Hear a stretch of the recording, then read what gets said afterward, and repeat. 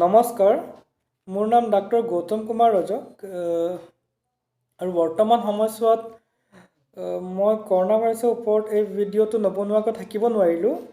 চ' আজি আপোনালোকে দেখিছে যে এটা হুলস্থুলীয়া পৰিৱেশ এটা সৃষ্টি হৈছে কৰোনা ভাইৰাছক লৈ মেলি।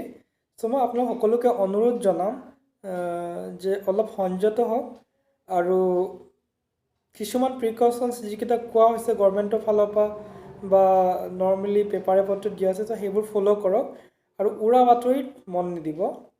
আৰু মই যিকেইজনে ভিডিঅ' বনাই বা নিউজ সম্প্ৰচাৰ কৰে, চ' তেখেতসকলকো আগ্ৰহ কৰিছোঁ যে তেখেতসকলেও একো ইনভেষ্টিগেশ্যন নকৰাকৈ বা কনফাৰ্ম নোহোৱাকৈ কৰোনা ভাইৰাছৰ বিষয়ে যাতে একো নিউজ পৰিৱেশন নকৰক বা একো নেদেখাওক। চ' এতিয়া মই আজি আপোনালোকলৈ ৩-৪টামান বস্তু ক্লিয়াৰ কৰিব ওলাইছোঁ, যেনেকৈ হোম কোৱাৰেণ্টাইন কি হয়, হস্পিটেল আইচলেশ্যন কি হয়, জনতা কাৰফিউ কিনো আৰু ইমান প্ৰিকশ্যন কিয় লোৱা হৈছে। চ' প্ৰথমতে মই আহোঁ হোম কোৱাৰেণ্টাইন।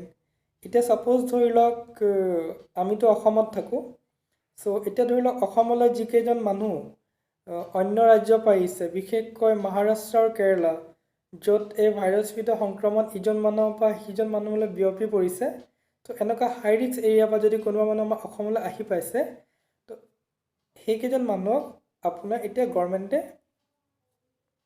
স্ক্ৰিনিং কৰি আছে বা তাহাঁতক ফ'ল' আপ কৰি আছে। কিয় কৰি আছে মই আপোনাক ক'বলৈ গৈছোঁ। চ' সেইকেইজন মানুহক আপোনাৰ প্ৰথমতে চোৱা হৈছে, যদি সেইকেইজন মানুহৰ যদি একো চাইন এণ্ড চিমটমছ বা একো লক্ষণে দেখা দিয়া নাই, চ' সেইকেইজনক কোৱা হৈছে যে 14 দিনৰ বাবে আপোনালোক ঘৰতে থাকক, মানে ঘৰতে আবদ্ধ হৈ থাকক 14 দিনৰ বাবে। 14 দিনৰ বাবে তেখেতকক ক'ৰবাতো ওলোৱা বা বাধা আৰোপ কৰা হৈছে। চ' এই 14 দিন কিয়? চ' এই 14 দিন এইবাবে যে যদি এই কৰোনা ভাইৰাছৰ বীজাণু আমাৰ গাত যদি সোমাই পৰে, চ' ইয়াৰ মেক্সিমাম টাইম পিৰিয়ড হ'ল লক্ষণ দেখুওৱা বা চাইন এণ্ড চিমটমছ ডেভেলপ কৰা 14 দিন। চ' যদি 14 দিনলৈকে একো লক্ষণ দেখুওৱা নাই বা চাইন এণ্ড চিমটমছ ডেভেলপ কৰা নাই, তো আমি ছেফ আছোঁ। অ'কে, চ' সেইকাৰণে কোৱা হৈছে যে 14 দিনৰ কাৰণে হোম কোৱাৰেণ্টাইনত থাকিবলৈ কোৱা হৈছে, ইভেন দ' আমি সেই হাই ৰিস্ক এৰিয়া অহাৰ পিছত যদি একো লক্ষণ দেখুওৱা নাই। ত' ইয়াৰ এক্সাম্পল এটা মই ক'ব যাওঁ যে মেৰী কম। চ' মই যে পেপাৰতে পাইছিলোঁ যে মেৰী কম কিবা অলিম্পিকৰ কিবা কোৱালিফাইং খেলিবলৈ গৈছিল বিদেশলৈ। চ' তেখেত ভাৰতলৈ আহি পাইছে ইতিমধ্যে আৰু মণিপুৰ নিজৰ গৃহলৈ আহি পাইছে, কিন্তু তেখেত যাতে একটা ফৰেইন কাণ্ট্ৰিৰ পৰা আহিছে য'ত কৰোনা ভাইৰাছৰ সংক্ৰমণ বিয়পিছে, চ' তেখেতে নিজকে হোম কোৱাৰেণ্টাইন কৰি লৈছে 14 দিনৰ বাবে। চ' মই তেখেতক প্ৰশংসা কৰিছোঁ আৰু মই চবক অনুৰোধ জনাওঁ যে যদি কোনোবা এনেকুৱা এৰিয়াৰ পৰা আহিছে, হাই ৰিস্ক এৰিয়াৰ পৰা আহিছে, চ' তেখেতে ঘৰতে 14 দিনৰ কাৰণে আবদ্ধ হৈ থাকক। আৰু যদি এই 14 দিনৰ ভিতৰত যদি তেখেতৰ কিবা চাইন এণ্ড চিমটমে কিবা লক্ষণ দেখা দিয়ে, তো ততালিকে তেখেতসকল নিজৰ চিকিৎসকৰ কাষ চাপক বা ওচৰৰ চিকিৎসালয়লৈ গৈ চিকিৎসকৰ পৰামৰ্শ লওক যে ফাৰ্ডাৰ মানে লাইন অফ ট্ৰিটমেণ্ট কি হ'ব বা চিকিৎসকৰ পৰামৰ্শ লওক। এতিয়া নেক্সট হৈ গ'ল যে ছাপ'জ এতিয়া আমি হাই ৰিস্ক এৰিয়াৰ পৰা আহিলোঁ, যিবোৰ একো লক্ষণ নাই, তো তেখেতক আমি হোম কোৱাৰেণ্টাইন কৰিবলৈ 14 দিনৰ কাৰণে ক'লোঁ। এতিয়া ধৰি লওক যিবোৰে লক্ষণ দেখাইছে, সেনেকুৱা হাই ৰিস্ক এৰিয়াৰ পৰা অহাৰ পিছত কাৰোবাৰ চৰ্দি জ্বৰ বা কাহ আছে, অসমত উপস্থিত হোৱাৰ পিছত যদি তেখেতৰ পৰীক্ষাত ধৰা পৰিছে ৰেল ষ্টেচন বা এয়াৰপৰ্টত, চ' সেনেকুৱা মানুহ আমি ততালিকৈ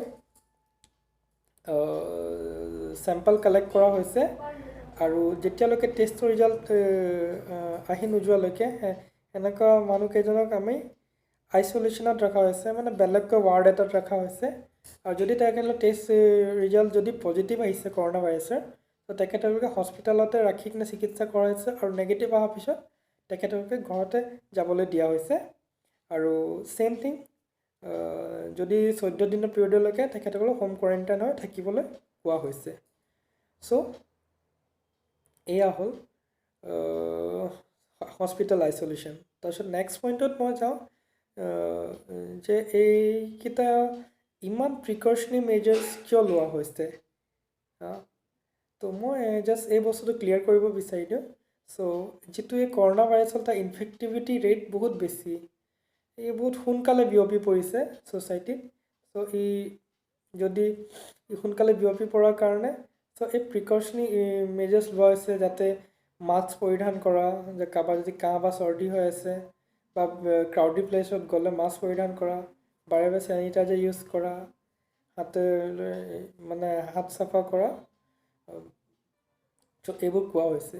চ' ছাপ'জ এতিয়া মই আপোনাক ক'ব বিচাৰিছে কিয় কোৱা হৈছে। মই নিজৰ আগৰ ভিডিঅ'টো কৈছিলোঁ, যদি আমি সুস্থ, যদি আমাৰ ইমিউনিটি ডাউন পোৱা নাই, যদি আমি গা চা ঠিকে আছে, যদি আমি আহাৰ ঠিকে লৈ আছোঁ, য়াং এজ গ্ৰুপ পিপল, তেখেতসকলে একো বেমাৰ আজাৰ বা নাই বা একো কোমৰবিড কণ্ডিশ্যন নাই, তেখেতসকলে ভাইৰাছটো আক্ৰান্ত কৰাৰ চান্স কম।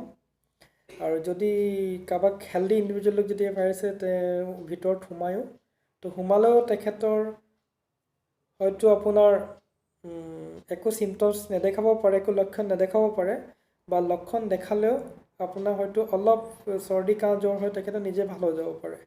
কিন্তু তেখেতৰ গাতটো বীজাণুটো আছে আৰু তেখেতৰ পৰা অন্যলৈ বিয়পিব পাৰে।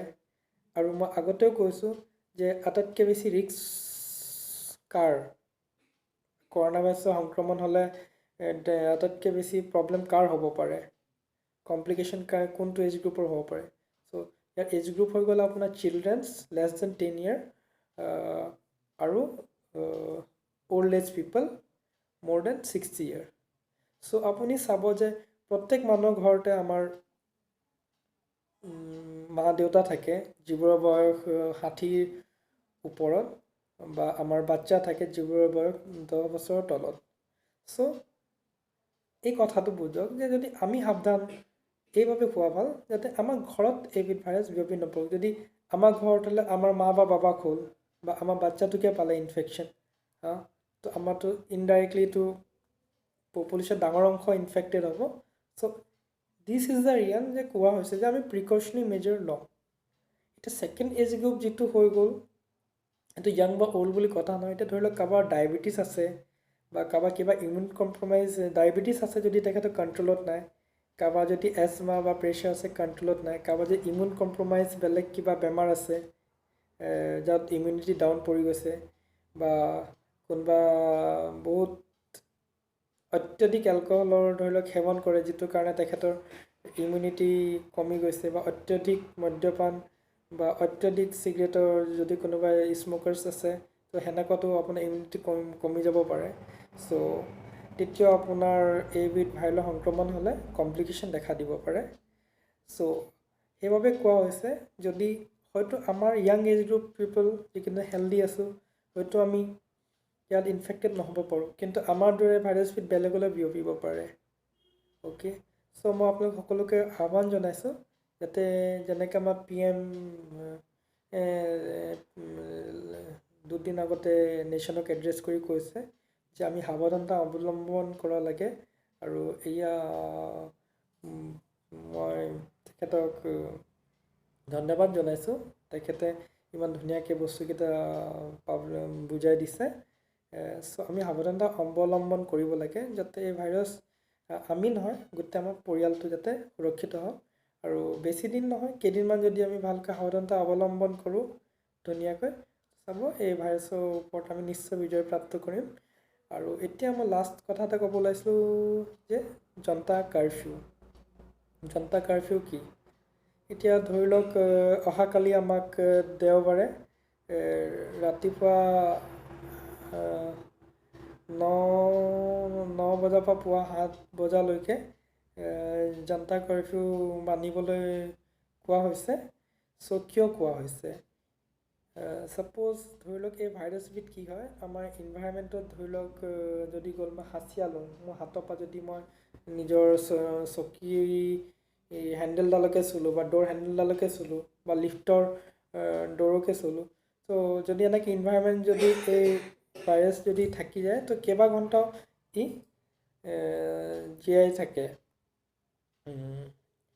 তো যদি এই জনতা কাৰফিউৰ দ্বাৰা এয়া আহ্বান জনাইছোঁ, যদি আমি সেইদিনা ঘৰৰ পৰা নোলাওঁ, যদি ইনভাইৰমেণ্টত যদি কোনোবা বস্তুত বা কোনোবা অবজেক্টত এই ভাইৰাছ যদি লাগিও থাকে চ' এদিন নোলালে এই যিটো অবজেক্টৰ পৰা সেইটো যদি লাগি থকা সেইটো বিয়পিব পাৰে অন্যলৈ তো সেই বস্তুটো একেবাৰে কমপ্লিটলি ষ্টপ হৈ যাব আৰু এই বিয়পি নপৰে চ' এটা ডাঙৰ এটা আমি মানে হল্ট এটা মানে এই ভাইৰাছৰ সংক্ৰমণ বহুত পৰিমাণে ৰখাই দিব পাৰিম চ' মই আকৌ আপোনালোকক আহ্বান জনাইছোঁ যদি কোনোবা মানুহ কোনোবা হাই ৰিস্ক এৰিয়াৰ পৰা আহিছে তেখেতে যদি হোম কোৱাৰেণ্টাইন হৈ আছে তো ডেট ডাজেণ্ট মিন যে তেখেতৰ কৰোণা ভাইৰাছ পজিটিভ হয় তেখেত কোৱাৰেণ্টাইন হৈ আছে তো এইটো তেখেতৰ নিজৰ ভালৰ কাৰণে আমাৰ ছ'চাইটিৰ ভালৰ কাৰণে হৈ আছে চ' আমিও তেখেতক ছাপোৰ্ট কৰিব লাগে যদি কোনোবা নাজানে তেখেতক এই কথাবোৰ আমি বুজাব লাগে আৰু কম যে বি ছেফ আৰু এইকেইদিন আমি যদি একো দৰকাৰ নপৰিলে ঘৰৰ পৰা নোলোৱাই ভাল হ'ব যদি বিশেষ একো দৰকাৰ নপৰে যাতে ভাইৰাছৰ ইনফেকশ্যনটো বিয়পি নপৰে চ' কেইদিনমান যদি আমি প্ৰিকশ্যনবোৰ যিবোৰ মানিলে আমি নিশ্চয় ভাইৰাছক ইজিলি ইয়াৰ ওপৰত জয় কৰিব পাৰিম আৰু মই আহ্বান জনাইছোঁ যদি আপোনালোকক ভাইৰাছৰ বিষয়ে কিবা বা ইনফেকশ্যন কিবা ইনফৰ্মেশ্যন লাগে তো এনে যা তা ছাইট চাৰ্চ নকৰিব যিকেইটা অথেণ্টিকেট ছাইটছ হয় মই আগতেও কৈছোঁ like world health organisation the ministry of health and family welfare site government of India next হৈ গ'ল Indian council of medical research ICMR এইকেইটা ছাইট আপুনি চাৰ্চ কৰিব পাৰে চ' বেলেগ ছাইটত গৈ কিনে অন্যথা একো কনফিউজ হ'ব নালাগে চ' এইকেইটা অথেণ্টিকেট ছাইট হয় চ' এইকেইটা ছাইটত আপুনি গৈ চাব পাৰে আৰু আমাৰ গভৰ্ণমেণ্টেও বহুত ভাল কাম কৰিছে বহুত ধুনীয়াকৈ সজাগতা সৃষ্টি কৰিছে আৰু ময়ো ভাবোঁ যে আমি পেনিক নহৈ কিনে ইয়াৰ বিৰুদ্ধে একলগ হৈ থিয় দিওঁ যাতে এই ভাইৰাছৰ সংক্ৰমণ আমি ৰোধ কৰিব পাৰোঁ আৰু মই আশাবাদী যে আমি ইজিলি এই ভাইৰাছৰ সংক্ৰমণ ৰোধ কৰিব পাৰিম ধন্যবাদ